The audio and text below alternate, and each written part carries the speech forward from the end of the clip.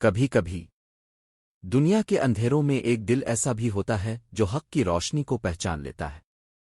طاقت، دولت اور بادشاہت کے شور میں ایک آواز آتی ہے، یہ حق ہے، اور وہ دل چاہے تاج پہنے ہو یا تخت پر بیٹھا ہو، اس کے سامنے جھک جاتا ہے۔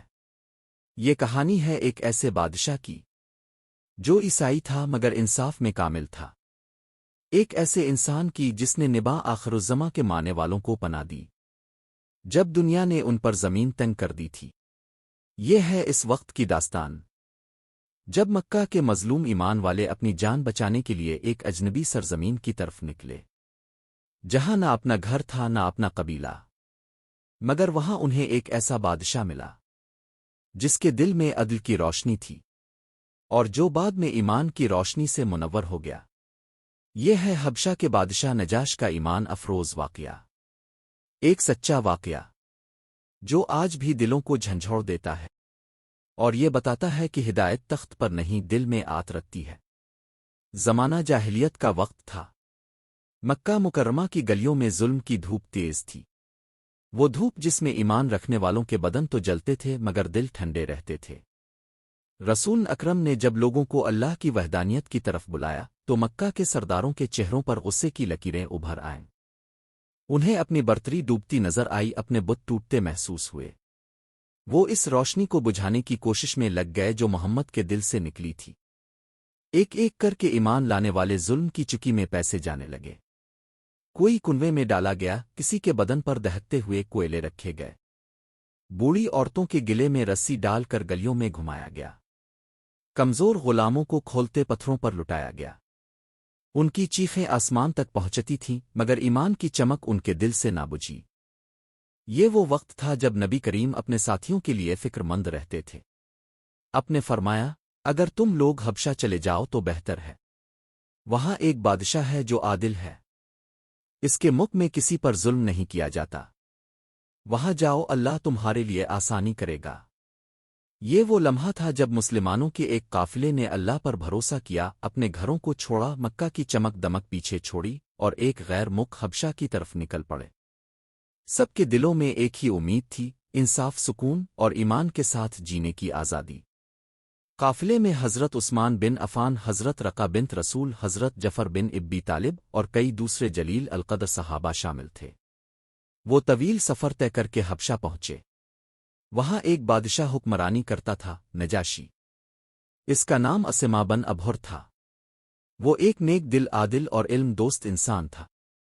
وہ عیسائی مذہب کا پیروکار تھا مگر انصاف اس کے مزاج میں رچا ہوا تھا۔ جب مسلمانوں کا قافلہ حبشہ پہنچا تو نجاشی نے ان کے لیے پناہ کا حکم دیا۔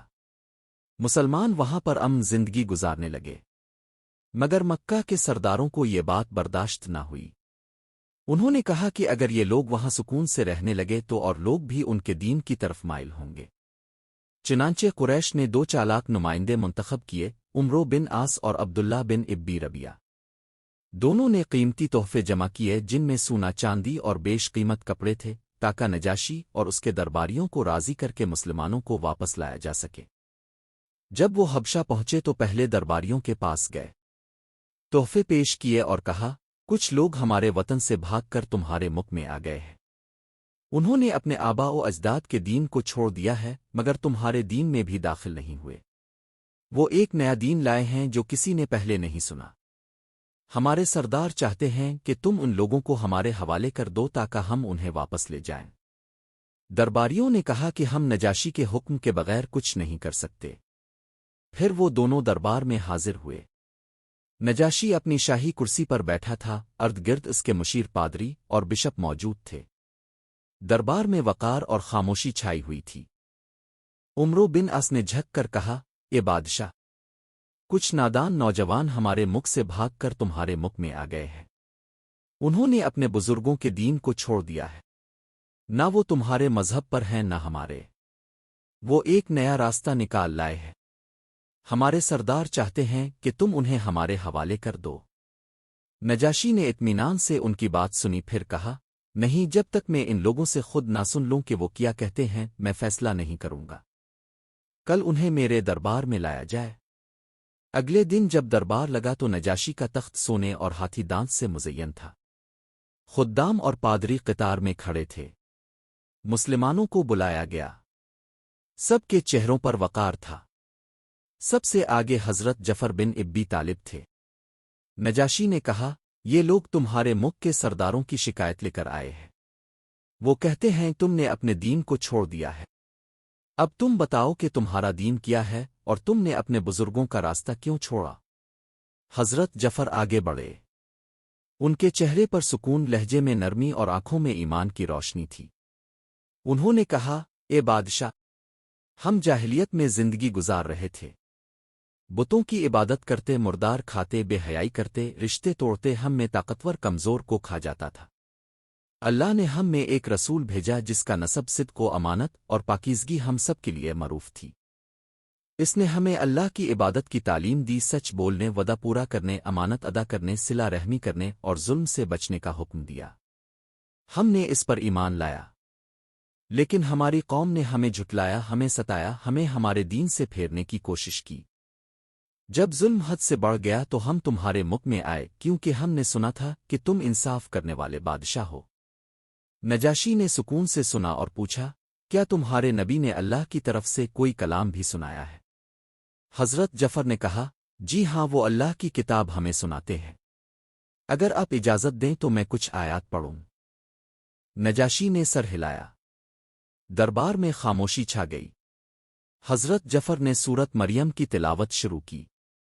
وہ آیات جن میں اللہ تعالیٰ نے حضرت مریم کی پاکیزگی اور حضرت عیسی کی معجزانہ پیدائش کا ذکر فرمایا۔ جیسے جیسے الفاظ دربار میں گونجتے گئے، نجاشی کے چہرے پر سکون چھا گیا۔ اس کی آنکھوں سے آنسو بہنے لگے، حتیٰ کہ اس کی داڑھی تر ہو گئی۔ پادریوں کے چہروں پر بھی لرزہ طاری تھا۔ تلاوت مکمل ہوئی تو دربار میں ایک لمحے کو خاموشی طاری رہی۔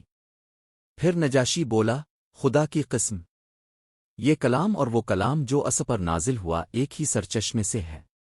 پھر اس نے عمرو بن عاص کی طرف دیکھا اور کہا، جاؤ، میں ان لوگوں کو تمہارے حوالے نہیں کروں گا۔ یہ لوگ میری سرزمین میں امن سے رہیں گے۔ جس نے انہیں ستایا وہ میرے انصاف کے خلاف کرے گا۔ عمرو بن عاص کے چہرے پر مایوسی چھا گئی، مگر وہ باز نہ آیا۔ اس نے سوچا، میں کل ایسی بات کہوں گا کہ نجاشی خود ان کو ہمارے حوالے کر دے گا۔ اگلے دن وہ دربار میں گیا اور بولا، اے بادشاہ، یہ لوگ عیسیٰ بن مریم کے بارے میں عجیب باتیں کہتے ہیں۔ اگر آپ سن لیں تو آپ کو معلوم ہو جائے گا کہ یہ کیا کہتے ہیں۔ نجاشی نے مسلمانوں کو دوبارہ بلایا۔ دربار پھر سجا۔ اس نے پوچھا، بتاؤ تم عیسیٰ کے بارے میں کیا عقیدہ رکھتے ہو؟ حضرت جعفر نے بڑے ادب سے کہا، ہم وہی کہتے ہیں جو ہمارے نبی نے ہمیں بتایا۔ وہ اللہ کے بندے، اس کے رسول، اس کی روح اور اس کا کلمہ ہے جو اللہ نے مریم کی طرف بھیجا۔ نجاشی نے لکڑی کی ایک چھڑی زمین پر رکھی اور کہا، خدا کی قسم، جو تم کہتے ہو اور جو ہم مانتے ہیں ان دونوں میں اس لکڑی کے برابر بھی فرق نہیں۔ پھر اس نے مسلمانوں سے کہا، تم جاؤ، تمہیں کوئی نقصان نہیں پہنچائے گا۔ میری سرزمین تمہارے لیے محفوظ ہے۔ عمرو بن عاص شرمندہ ہو کر واپس چلا گیا۔ مسلمانوں نے اللہ کا شکر ادا کیا۔ ان کے چہروں پر سکون تھا، ان دلوں میں اطمینان۔ وقت گزرتا گیا۔ حبشہ میں اسلام کی روشنی پھیلنے لگی۔